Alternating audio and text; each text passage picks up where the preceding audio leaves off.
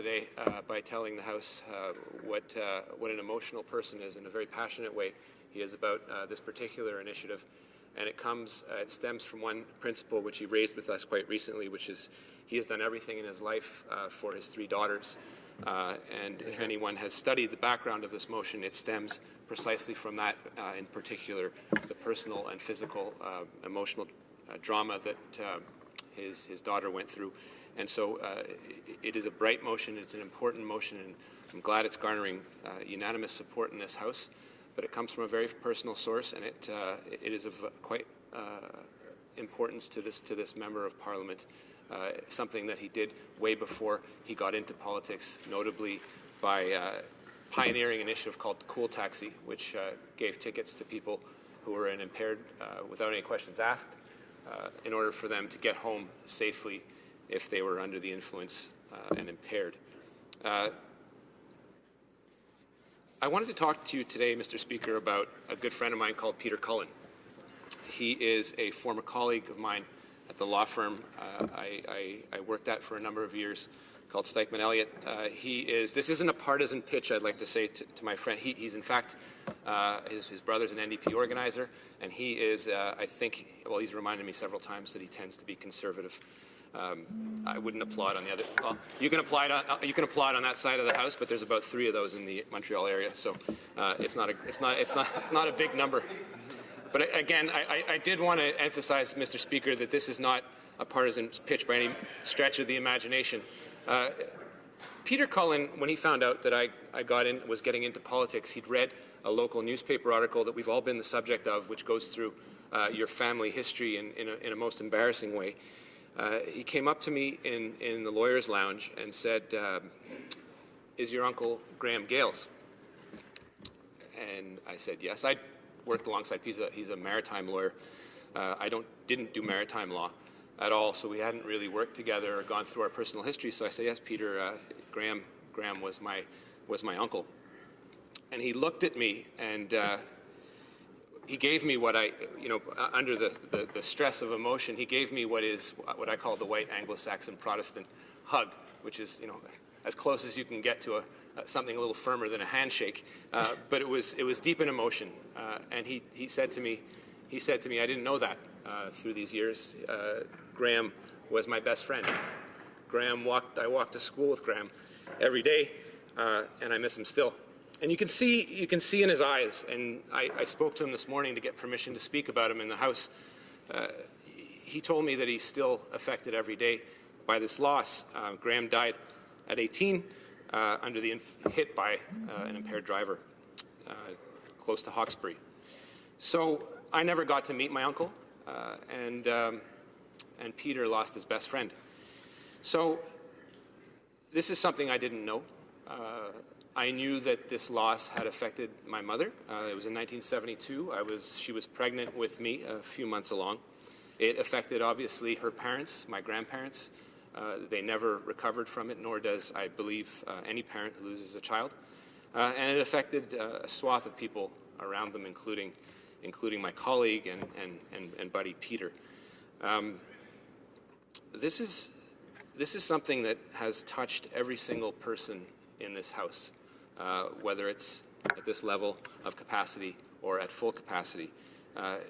As members of Parliament, we hear about drama, but on a personal level, we've all been touched deeply by it in some measure or another. The reason I was telling you about Peter is that the repercussion of impaired driving, its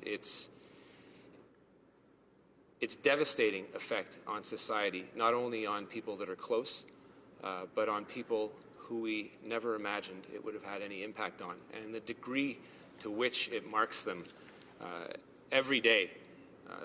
When I talked to Peter this morning, as well as about a couple of years ago, about this loss, he visibly still under the emotional trauma of reliving the incident. Part of that was him asking me to help him find the grave where Graham is buried, because he went looking for it and never found it. And I've helped him, and hopefully he's found it and been able to get some peace. My colleague from Saint-Léonard-Saint-Michel has gone through a similar personal trauma. His daughter, thank the Lord, survived and is now in law school. And I believe at the top, I haven't checked her grades, nor did Trudy share them with me, but I'm sure she will be at the top of her class. She has been, she was highlighted by the Barreau, was it the Barreau du Québec at some point for her studies, and so she's a young Quebec leader and has a bright career, but she was the subject of an impaired driving crash and went through a significant period of time to recover from that. So the reason we support this as a government, and my colleagues across the way support it as member of the Queen's Loyal Opposition, and on a personal level, is the fact that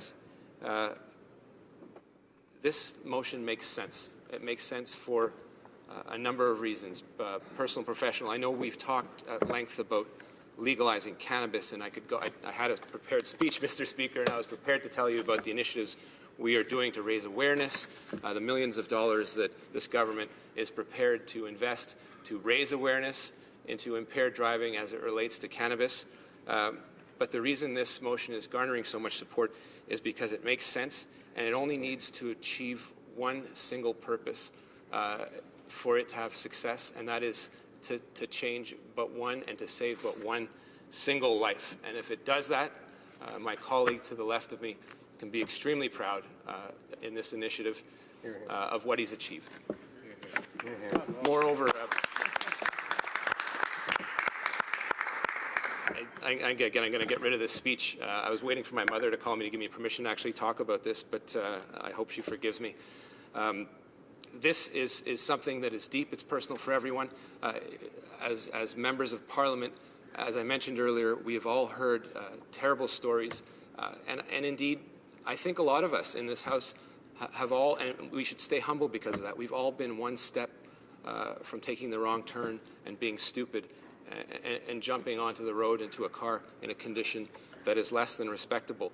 So the one message, if I could do, if there's any kid that'll ever listen to this speech, is if you're in a position under extreme peer pressure to get into a car with someone that you know is drunk, take the damn keys, take them out, and throw them in the snow, because you may lose, or wherever the hell it is, because you'll lose a friend for a week, you may lose a friend for 2 weeks, but you won't lose your friend for your whole life. Thank you, Mr. Speaker.